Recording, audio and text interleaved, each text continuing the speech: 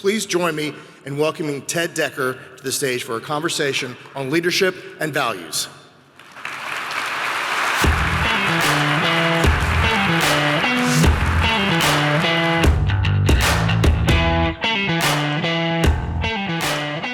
Ted, thanks so much for being here today. Well, thanks for It means a lot. Do anything for you, Chris. And I have to say, everyone I've met today is part of the Scout organization is singing your praises. I know you've been on the Scout board for 7 years now, taking on increasing responsibility, and everyone just couldn't be happier for what you're doing for Scouts as we are at Home Depot, Chris. Thank you. Thank you, Ted. It means a lot. Thank you, sir. All right, so let's do a little warm-up question here. So Ted, tell us something about yourself that people probably wouldn't guess that the CEO of Home Depot does. Well, you know, probably pretty boring, but big griller. Grilling is probably, I have less and less time to do things outside of work, but I do like to grill and have a number of grills and types of grills. How many grills do you have? I've had up to 12 grills.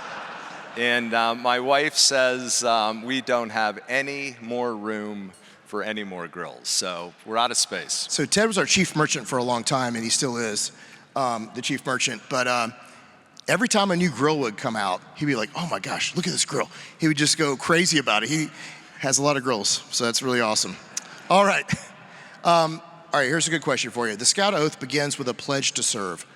How does the Home Depot give back to communities across the country? And why is this important for you and our company? Well, giving back has always been part of Home Depot. Home Depot has two sort of artifacts of our brand. Well certainly the primary is that Home Depot orange brand, but what you'll also see on our aprons are the values wheel in the inverted pyramid, and I'll talk about each of those this afternoon. But the values wheel is similar to the 12 I think I saw on your pledge, your oath of the attributes that a Scout's going to live.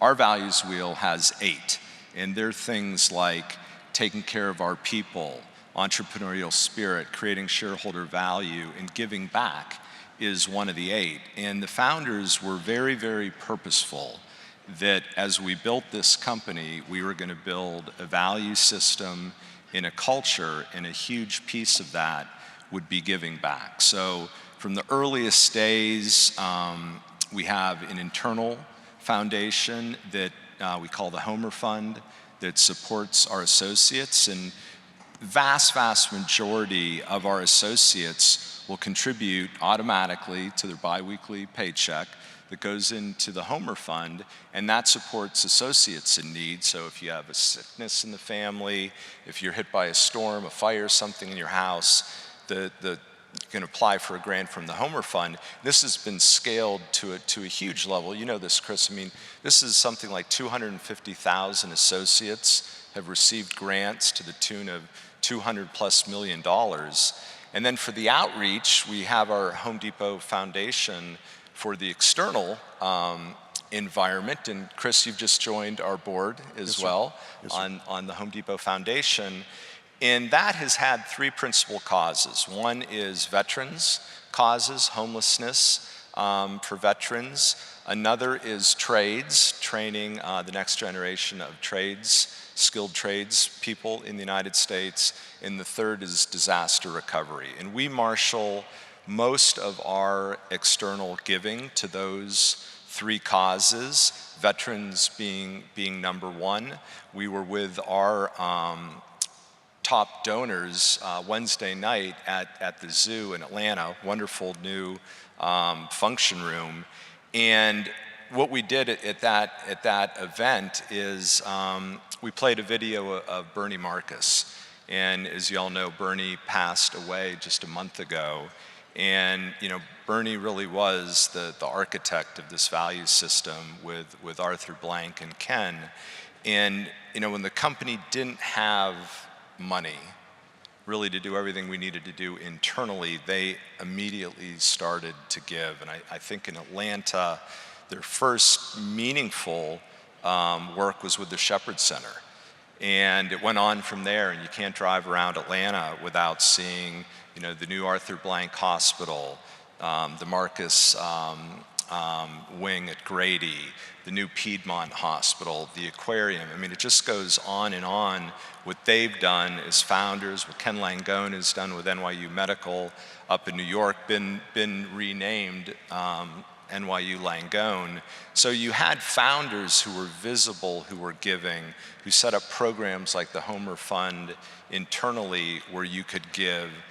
It's core, it's on each of our aprons in the values wheel, giving back. It's fundamentally part of the business that we don't exist for ourselves, we exist for the community, each other, and we have to give back.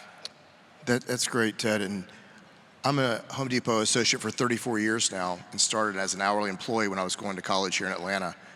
And I was telling Ted earlier today, it was natural for me to kind of fall into the fold at Home Depot and become part of the family because the values that I had growing up in my family, in church, and then in scouting, Home Depot was almost exactly the same. Yeah. So it felt really natural for me to be a part of the family. It just feels good. It does. So on that note, the Scout Oath encourages us to always do our best. How do you inspire Home Depot associates to give their best in service to both their customers and communities?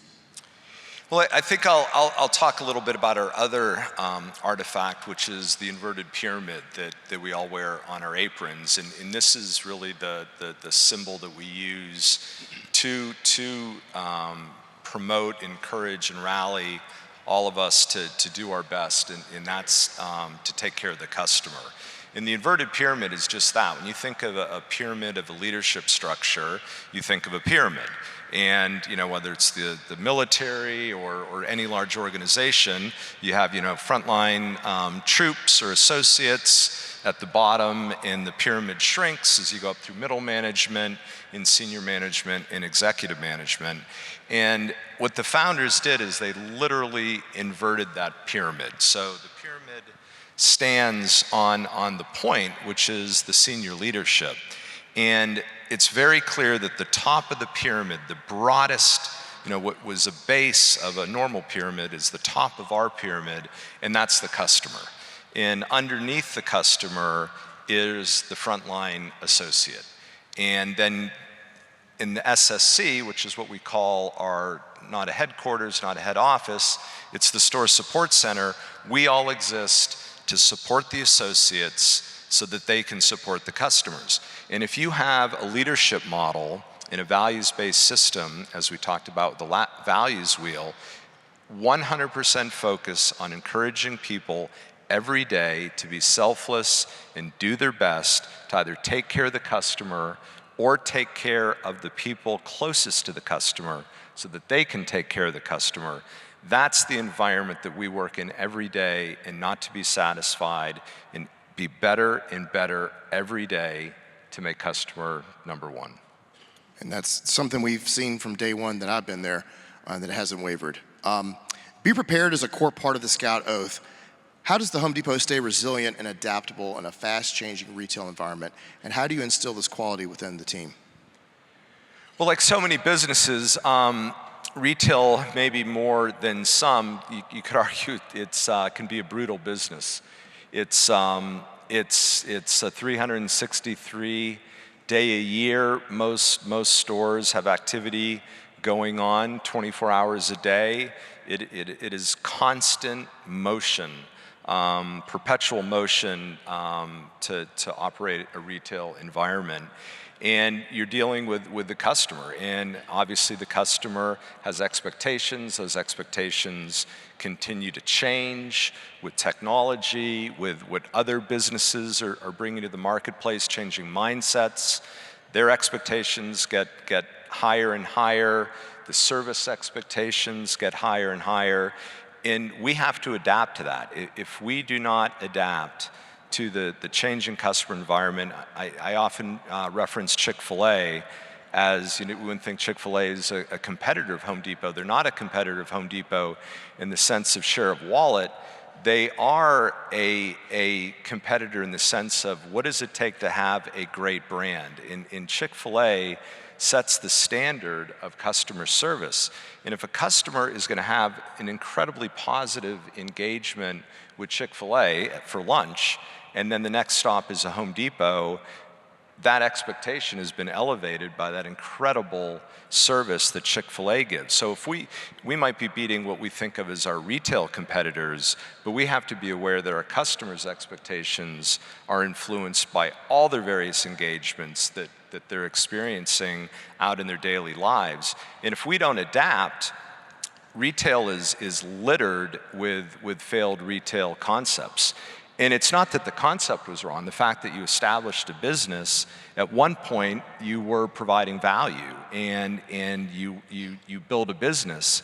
But there are actually very few retailers, probably more so than most business models, that survive multiple generations. Walmart is one that comes to mind. Probably you'd argue on their third generation. Continue to reinvent themselves with grocery and in digital now. They're doing a terrific job. But then the landscape that's littered of Sears. Not only was the biggest retailer, Sears was the largest corporation in the United States, which would arguably probably put it maybe the largest corporation at one time in the world. And we know Sears is gone, and we know Kmart's gone, and we know Woolworth's gone, and we know Montgomery Ward's gone, and regional chains and drugstores. I mean, the retail landscape is littered with concepts that worked for a while and then failed because they did not adapt and keep up with customer expectations. So as you know, look at your paint business.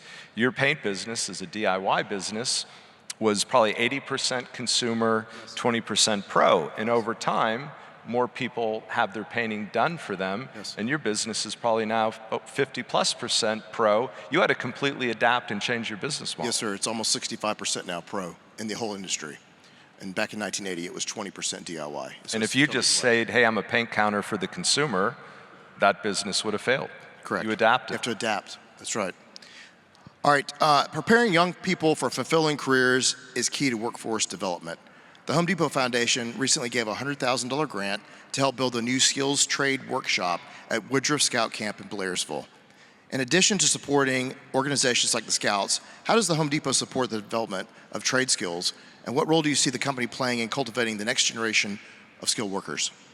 Well, workforce development is a big piece of our foundation efforts. As I said, it was military causes, skilled trades, and then disaster relief.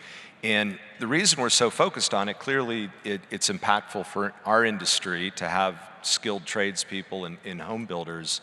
But we think there's about a 400,000 person shortage in skilled trades in the country. We're also probably short, I've seen anywhere between 2 and 4, maybe even as many as 5 million housing units that we're short. It's one of the reasons house prices have gone up so much over the last several years. We simply have a shortage of housing. And if you ask builders, their number one issue with building more homes, we build about 1 million homes a year, single-family homes in the United States, they'll say that the number one reason is they do not have enough skilled trades to build those homes, and we don't have enough skilled trades, electricians, plumbers, carpenters, et cetera, to do even repair and significant remodel work. So selfishly, it's important to us to have skilled trades, but it's important for the country. And there's just a huge opportunity to build a life, to build a career in the skilled trades. And certainly there, 4-year college is the right thing for a lot of people, but technical degrees and skills trades is equally important for people, and we've underinvested in that in a country. So Home Depot is part of our foundation work. We pledged initially $50 million to train 20,000 skilled trades to get people certified in various trades. We've well surpassed that. We're working with lots of institutions, one being the Home Builders Institute, where we've gone on military bases. That's a terrific opportunity as our military vets transition out of the military. The military will pay salary for 2-3 months while they co-op and work on another skill that they're gonna pursue when they exit the military. So we've actually built facilities on 8 bases at this point, and for 90 days, you can go through skilled trades. We have, this is hands-on classwork, labs with electrical, carpentry, plumbing. So when you exit the military, you are a certified, skilled trades, an electrician, you have your certificate, and you're off and running as you transition back to civilian life. We're working with high schools, getting shop. I know I took shop, growing up. Music and shop programs have disappeared from so many of our schools. Working with the Boy Scouts, as you mentioned, the contribution we made for your facility you're building up in North Georgia. All these things, we have to do collectively to get this back is a very robust, meaningful career journey for many of our people. Yes, sir. I really appreciate you doing that for us and leading that way. Last question. The Scout Oath encourages us to live morally straight and lead with integrity. As CEO, how do you personally aim to embody these values in your day-to-day leadership, and what do you hope this example conveys to your team at the Home Depot? Well, I go back to our inverted pyramid and our founders. I mean, how they lived their lives in what they've done in building the Home Depot and in what they've done in their various communities. But again, when you look at the inverted pyramid, the senior team, Chris included as an officer of the company, we are at the bottom of that pyramid. We exist to absorb the complexity of the organization and promote everything we can do to help the frontline workers take care of the customer. And Bernie Marcus, once told me, Ted, you might think you're moving up the corporate ladder, but you're actually moving down the inverted pyramid. And you have to have a sense of humility and responsibility. The weight, again, the notion of the pyramid is that senior team is supporting the organization, and we're not on top, we're on the bottom. And you have to have that sense of responsibility and humility. And we're gifted with 3 founders who started this remarkable company. When you think of all the things that went right with Home Depot, to pick the industry in the 70s of home improvement, the baby boomers had all moved into homes, and those homes were aging and needed to be repaired. The blessing of picking the Southeast and picking Atlanta as a home, the business model they put together, we call it the 3-legged stool, where very, very few retail models or service models put service, price, and breadth of assortment all under one roof. And they built this amazing business model. Those were all the gifts that they gave us, but the blessing that they gave us is the culture and the values. So for each of us as leaders, as much as we might think we're unique or we have a particular ability to lead, we're so fortunately reliant on the values of the company and the inverted pyramid leadership principles of the company. Having that as a true north and a purpose at the Home Depot makes our jobs so much easier.